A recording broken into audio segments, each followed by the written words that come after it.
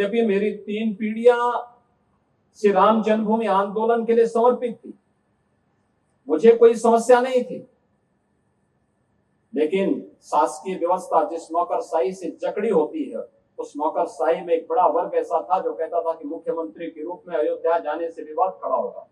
हमने कहा विवाद खड़ा होता तो होने दीजिए, लेकिन अयोध्या के बारे में कुछ सोचने की आवश्यकता है। फिर एक वर्ग ऐसा था जिसने कहा कि आप जाएंगे फिर राम मंदिर की बात होगी। तो मैंने कहा कौन हम सत्ता के लिए आए हैं, राम मंदिर के लिए सत्ता भी गंवानी पड़ेगी तो कोई समस्या नहीं होनी चाहिए। और हम लोग उस समय फिर इस कार्यक्रम के साथ जुड़े। मैंने से 19 अवस्थी से कहा, मैंने कहा एक बार चुपचाप जाकर के देखो दीपोत्सव का कार्यक्रम कैसे हो सकता है।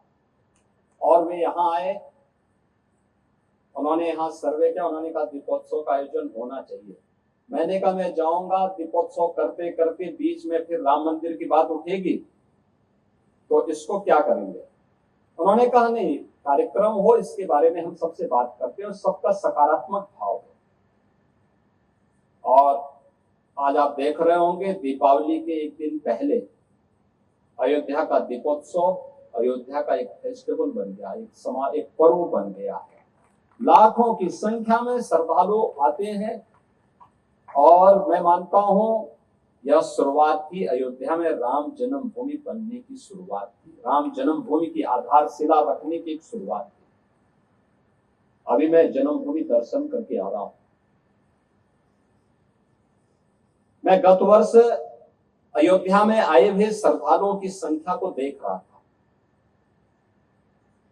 और मैंने 2015-16 में भी कितने श्रद्धालु यहाँ आए, 16-17 में कितने आए, वो आंकड़ों को भी देख रहा था। एक समय था जब पूरे वर्ष भर में केवल 2,34,000 श्रद्धालु यहाँ पर आए थे 16-17 में।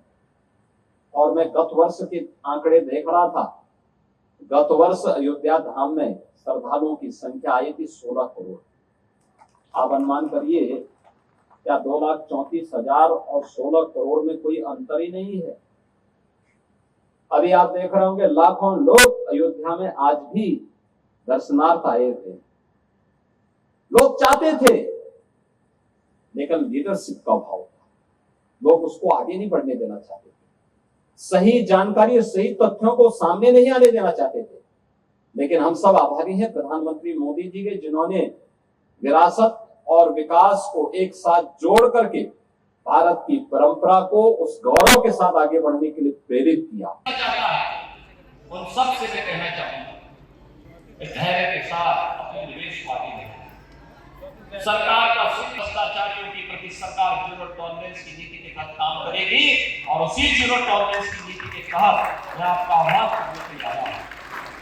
अगर कोई आपसे कहता है कि लोन दिलाने के नाम पे पैसा आपको आप पैसा दीजिए पैसा दिलाएंगे, कतई विश्वास मत करिए, सरकार के पोर्टल पर।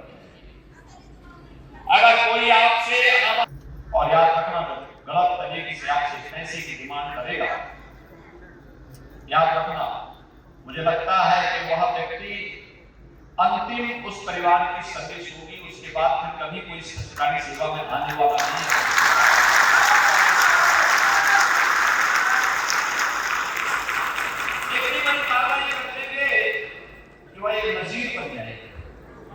और बहनों भाइयों, एक खुद को समाप्त करने की आवश्यकता है, शक्ति के साथ इससे लड़ने की आवश्यकता है।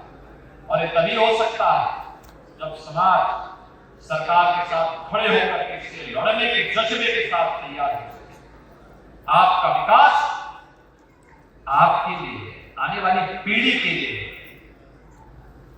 उसका कोई विकल्प नहीं हो सकता।